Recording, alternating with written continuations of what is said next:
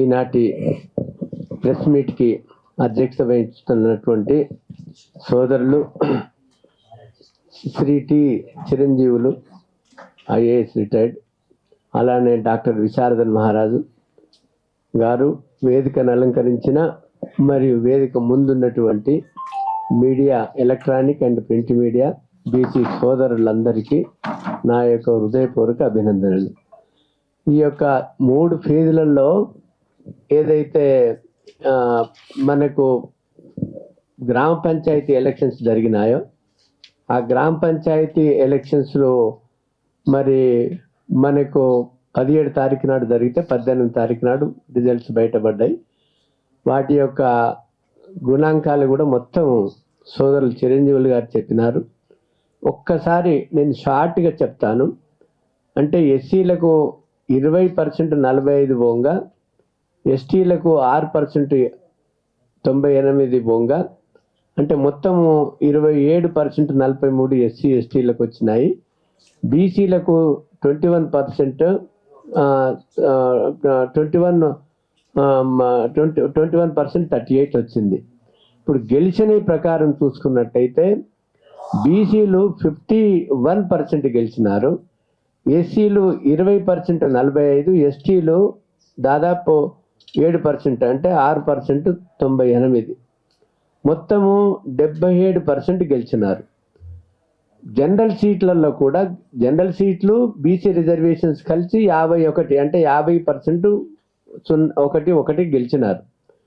ఇప్పుడు forward class వాళ్ళు general క్లాసులు ఎంత 18% గెలిచినారు. అంటే ఇంకా ఎస్సీ ఎస్టీలు కూడా కలిపి ఇంకా 5% జనరల్లో గెలిచినారు. అంటే 78 అంటే 70 మొత్తము 82%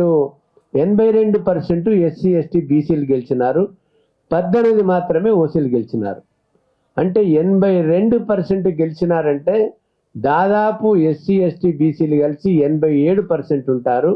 దాదాపు వారికి జనాభా సమానంగా 82% గెలిచి మరి అగ్ర కులాల మీద ఒక్క ముట్టికాయ కొట్టి ఈ కాంగ్రెస్ ప్రభుత్వం లీడర్ మీద మోసాలు, దగాలు, కుట్రలు, కుతంత్రాలు చేసిన ఒక ముఖ్యమంత్రి వారికి మాత్రము సరి అయిన మా బీసీ బిడ్డలు చెప్పినారని ఈ యొక్క పత్రికా ముఖంగా మీతో విన్నవించుకుంటున్నాను. ఇది పత్రికలో వచ్చిన లెక్కలు మాత్రమే. ఇది కూడా ఏదైతే బీసీ కాంగ్రెస్ వాళ్ళు చెప్పుకుంటున్నారో 56% నుంచి 60% అని, అందులో కూడా తప్పుల తడకలు ఉన్నాయి. ఇండిపెండెంట్ గెలిచిన వాళ్ళని వాళ్ళ లెక్కలో కలుపుకున్నారు, భయభ్రాంతులు చేసి కొంచెం వాళ్ళలో కలుపుకున్నారు. కానీ అసలు చూస్తే బీసీ ఎస్టీలు వాళ్ళ జనాభా ప్రాతిపదిక మీద లోకల్ బాడీస్లో సంపాదించుకున్నట్టే లెక్క. తర్వాత వెళ్తే ఇప్పుడు 200 కోట్లు ఖర్చు పెట్టి ఇక్కడ social, educational, employment, cultural particulars తీసుకున్నారు. అంటే social, educational, employment, political, economic backwardness తీసుకుంటే 200 కోట్లు పెట్టి 4-5 ఫేజుల ద్వారా, ఒకటేమో ప్లానింగ్ కమిషన్, ఒకటేమో సింగిల్ మ్యాన్ కమిషన్, ఒకటి డెడికేటెడ్ కమిషన్, ఒక సూపర్ ఎక్స్పర్ట్ కమిషన్, ఏ ఒక్క కమిషన్ రిపోర్ట్ కూడా బయట పెట్టకుండా 200 కోట్లు ఎవడు తిన్నాడు, ఎక్కడ ఖర్చు పెట్టినాడు, ఎందుకు ఖర్చు పెట్టినారు, ఎవడు లెక్కలు అడిగే స్థితిలో లేరా బీసీలు, లేకపోతే కళ్ళు మూసుకొని కూర్చుంటున్నారా? ఎవడు అడగడు ఈ 200 కోట్లు ఖర్చు పెట్టి నీకు లెక్కలు ఎందుకు నువ్వు బయట పెట్టవు, డేటా ఎందుకు బయట పెట్టవని. అలానే ఇప్పుడు కులగణన జరగబోతుంది. 2026లో కులగణన జరగబోతుంది. భారత ప్రభుత్వం చేస్తుంది. భారత ప్రభుత్వం 2 ఫేజులలో చేస్తుంది. ఒకటేమో హౌస్ హోల్డ్ సర్వే, ఒకటేమో కులగణన, అంటే కులగణన చేస్తుంది. దానికి మొత్తం ఖర్చు ఎంత అంటే తెలంగాణలో 200 కోట్లు మాత్రమే. అంటే భారతదేశం అంతటా చేస్తారు, ఒక్క తెలంగాణలో వారు ఖర్చు పెట్టేది 200 కోట్లు పెట్టి జాతీయ కులగణన చేయడానికి 200 కోట్లు వాళ్ళు ఎస్టిమేషన్ చేస్తే, ఈ పెద్ద మనిషి ఈ యొక్క బీసీలను మోసం చేయడానికి 200 కోట్లు కులగణన చేస్తూ, అది కూడా ఎప్పుడు 2023 డిసెంబర్లో మన డిసెంబర్లో మన గవర్నమెంట్ ఏర్పడి 24 మార్చి వరకు కదలకుండా ఉన్నప్పుడు బీసీ సంఘాలు ఊవెత్తున లేస్తే ఆయన ఒక రిజల్యూషన్స్ పాస్ చేసినాడు. నేను అసెంబ్లీలో బీసీలకు రిజర్వేషన్స్ మన కులగణన చేస్తాము, దానికి ఒక పూలాభిషేకము, శాల్వలు, పూలు, తర్వాత బట్టలు కప్పినారు. దాని తర్వాత మార్చి నుంచి పోతే అక్టోబర్ వరకు ఊసలేదు, పాస్ లేదు. అక్టోబర్లో ఒక జీవో తీసేసి కులగణన అంటే దాదాపు 10-11 నెలలు గడిపి ఒక చేసినారు. దాని తర్వాత జనవరిలో కులగణన వచ్చిందన్నారు.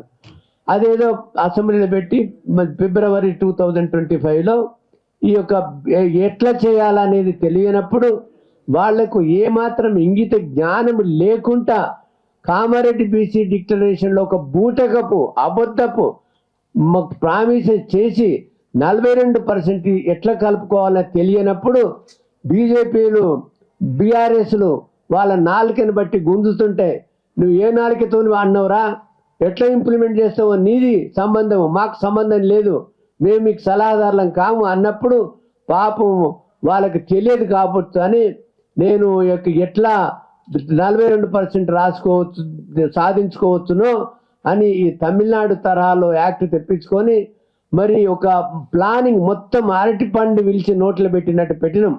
ఆల్ పార్టీ మీటింగ్స్ పెట్టుకొని ఒక రిజల్యూషన్స్ పాస్ చేసుకొని అన్ని పార్టీల సమ్మతితోని అసెంబ్లీలో ఉభయ సభలు మీరు పాస్ చేసుకొని ఆ 2 చట్టాలు పాస్ చేసినారు. గవర్నర్ ఆమోదం పొందింది.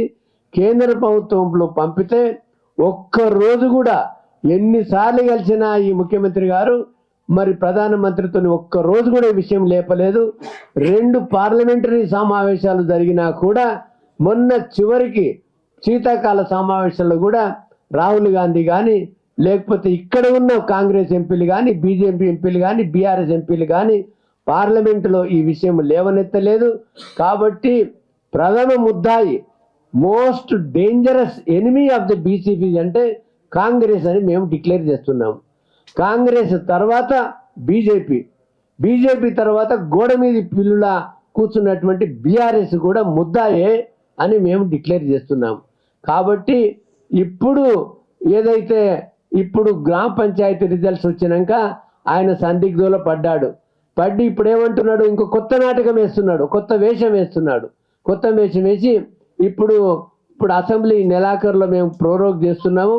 కాబట్టి అసెంబ్లీలో చర్చించి అన్ని పార్టీలతో చర్చించి ఏం చర్చించేది ఆయన నాయకుడు రాహుల్ గాంధీ ఇప్పుడు ఇక్కడనేమో ఇప్పుడే అన్న చెప్పినట్లు చిరంజీవి గారు చెప్పినప్పుడు ఇది ఆంధ్ర గవర్నమెంటా, తెలంగాణ గవర్నమెంటా, రెడ్డి గవర్నమెంటా, కమ్మ గవర్నమెంటా, మాకు మాత్రంతో వస్తలేదు. ఇది ఖచ్చితంగా సామాజిక గవర్నమెంట్ లేదు, సామాజిక తెలంగాణ రాలేదు, సామాజిక బహుజనులకు మాత్రం ఏ రకమైన అధికారం లేకుండా చేస్తున్నారు.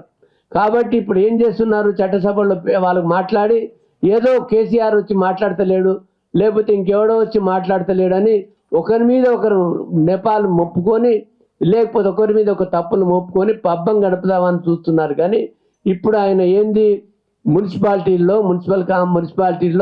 బీసీ ఎస్సీలు తక్కువ ఉంటారు కాబట్టి ఇక్కడ అగ్రకులాల వారు ఎక్కువ ఉంటారు, ఇక్కడ మేము ఎక్కువ గెలవచ్చని ఆయన యొక్క పగటి కలలు కంటున్నాడు.